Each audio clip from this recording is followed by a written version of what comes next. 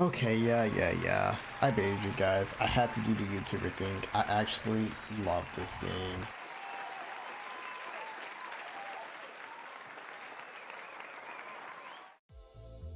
As someone who's played way too much Final Fantasy XIV in his lifetime, I wanted to give Guild Wars 2 a fair shake, and I thoroughly enjoyed the time I played with it. It's very interesting for someone who's played MMOs for a good portion of his life that Guild Wars 2 doesn't really get its recognition, and I wanted to just have a little short discussion about it. When people talk about the great MMOs, it's only really Final Fantasy XIV and WoW. This game doesn't really have a true holy trinity like other MMOs do, but I really love the fact that you can pretty much do whatever you want in this game. Want to be a tank thief? Go ahead. Want to be a healing necromancer? Go ahead. Like, there's so many possibilities you can do with the classes in this game and how the gear works in this game that can turn your class into a physical damage dealer to a magic damage dealer, aka Condi or aka Power. And the talent tree system, oh boy, I love being able to have choices in a game, even if there's small choices that might be insignificant. With Firebrand, you can roll, give yourself vigor, pretty cool. With Reaper, get into your shroud, you get lifesteal, pretty cool.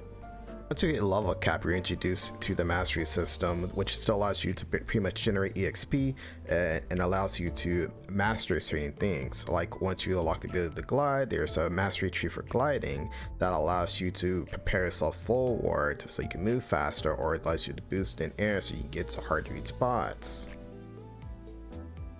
So I will say, I do not for the life of me understand why auto loot is in the mastery tree system. It should just be a baseline feature. Please change this, ArenaNet.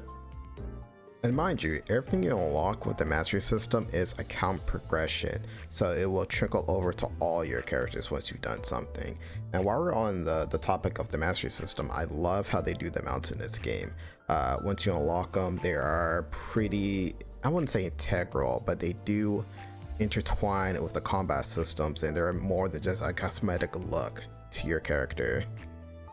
You can ask any Guild Wars 2 player how tedious it was to grind for their Sky skill, about that feeling you get once you finish it and you're able to get on that thing. Whew, oh boy.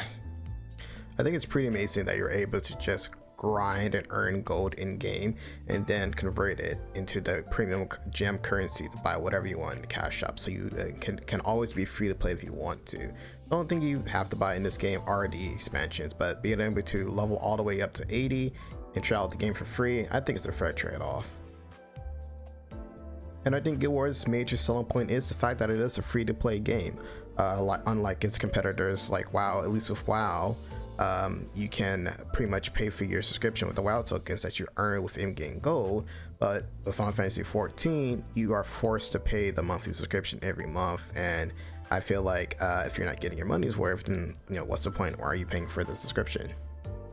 Circling back to the conversation of gearing in this game, I love there's no actual gear treadmill in this game.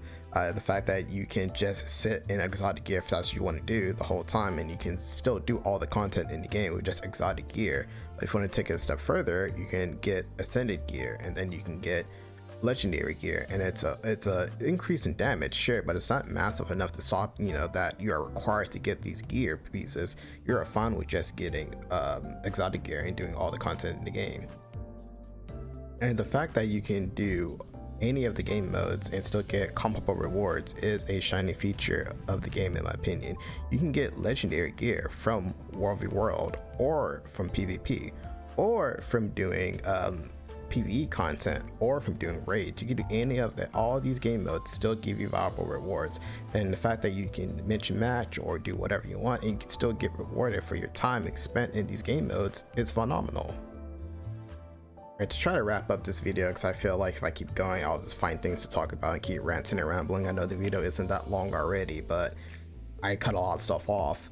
But to close the video, I feel like Guild Wars 2 is definitely a contender to be one of the best MMOs I've ever played. I actually like the story, and I'm not really a huge fan of stories in MMOs. I play an MMO to play the game, but the story actually to me is pretty good. I like the fact that there's character dialogue. Like your playable character, it can talk, and when you're in combat, they're saying things, they're shouting things, there's these catchphrases. I love it. So what's your guys' opinion? Am I just in the Lululand? Is this game actually worse than I think it is? I want to hear your guys' opinion, if it's positive or negative. Let's have a discussion about the game. And if you guys want to add me so we can do stuff in game, here's my thing right here. And you know, let's play some time. I do all the pieces of content minus RP. Sorry, RPers. But yeah, thanks for watching my short little diatribe of this game. Take care.